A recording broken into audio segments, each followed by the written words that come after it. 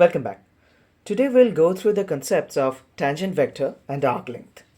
So say we have a curve, something like this, okay?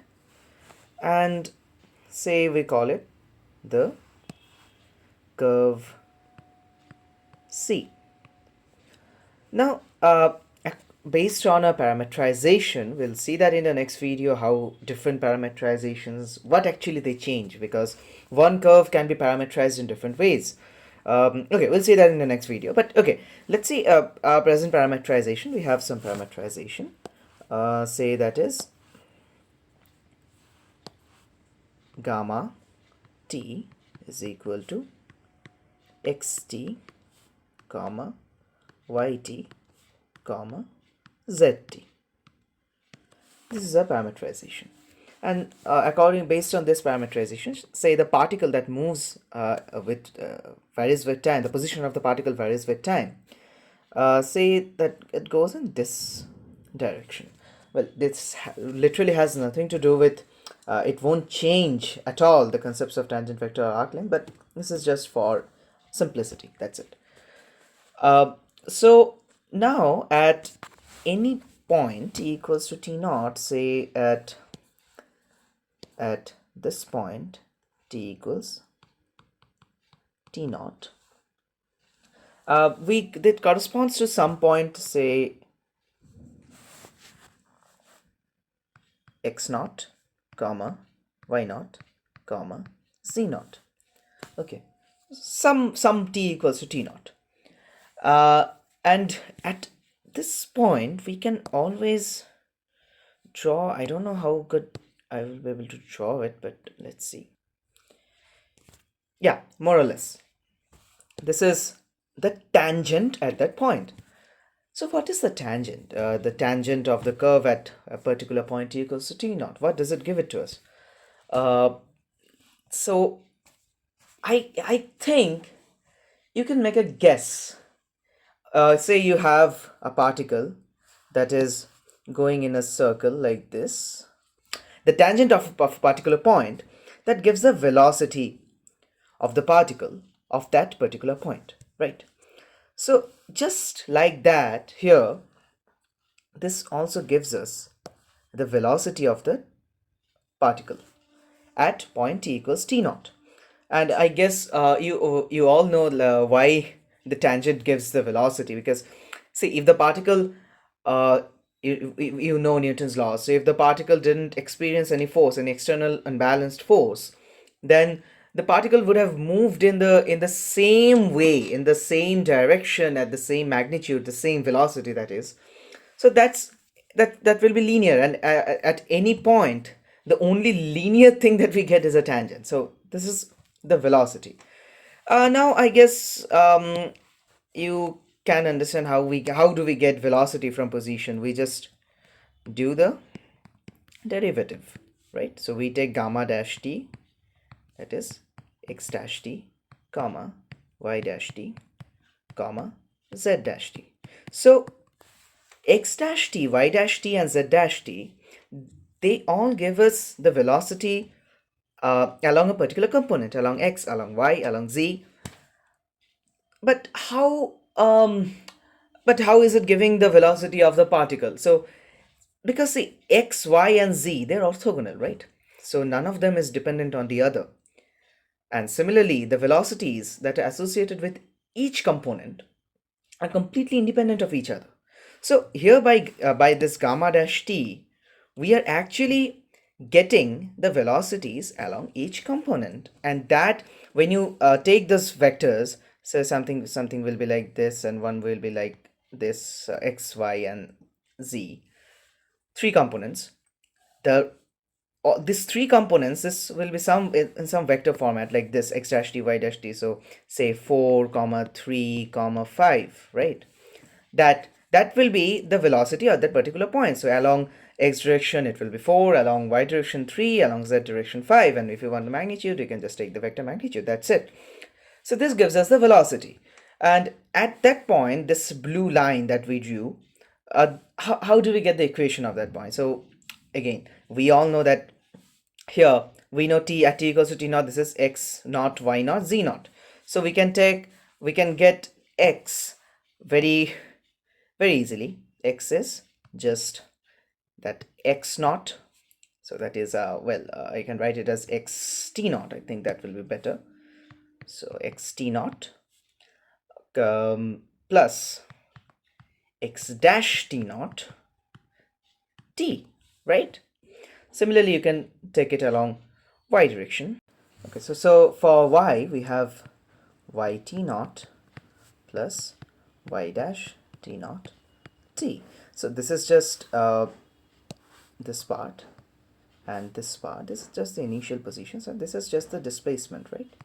This is just the displacement. So s equals vt. So this is vt. This is a displacement. This is initial position, and that gives us the equation of the line.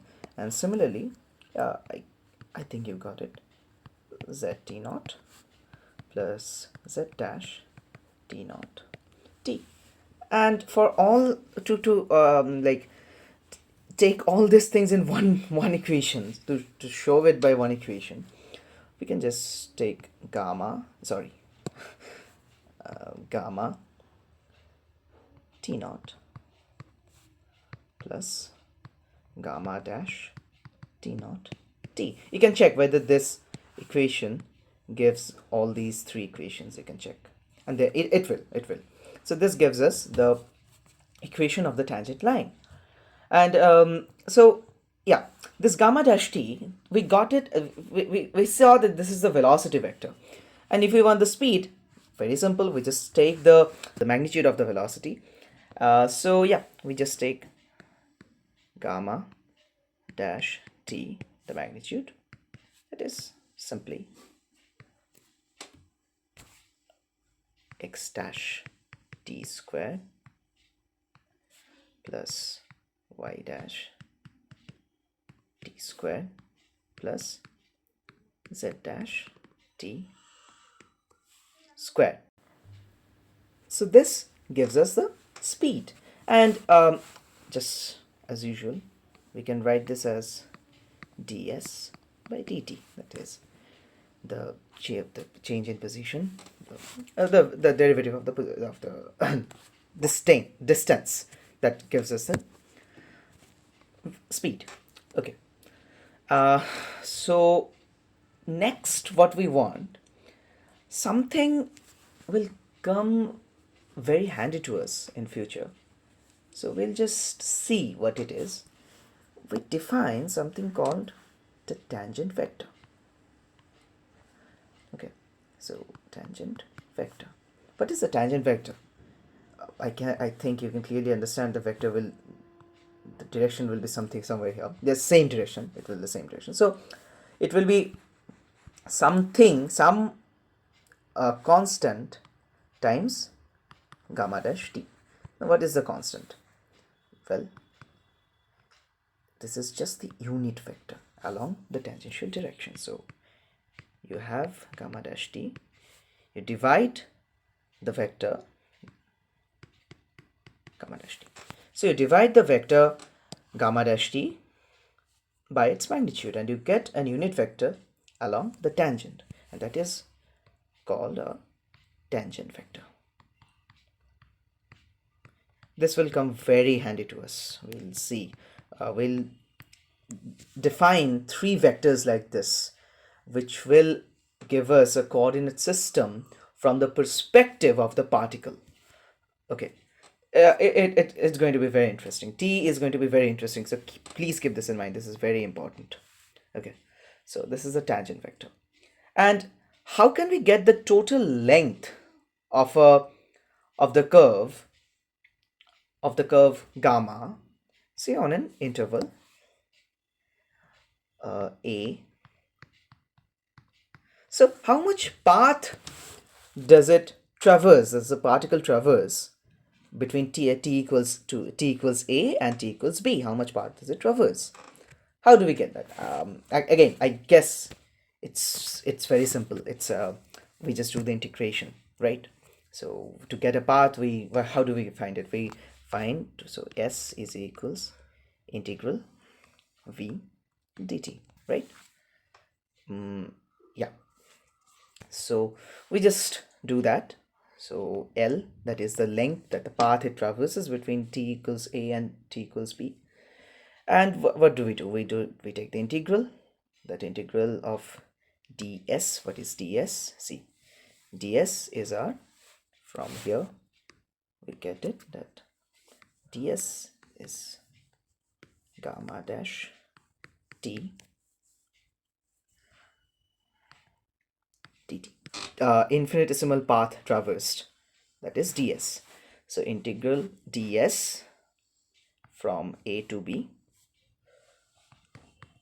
So from a to b we have gamma dash t dt.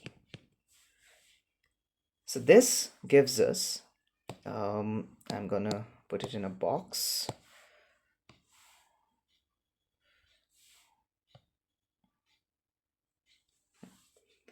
This gives us the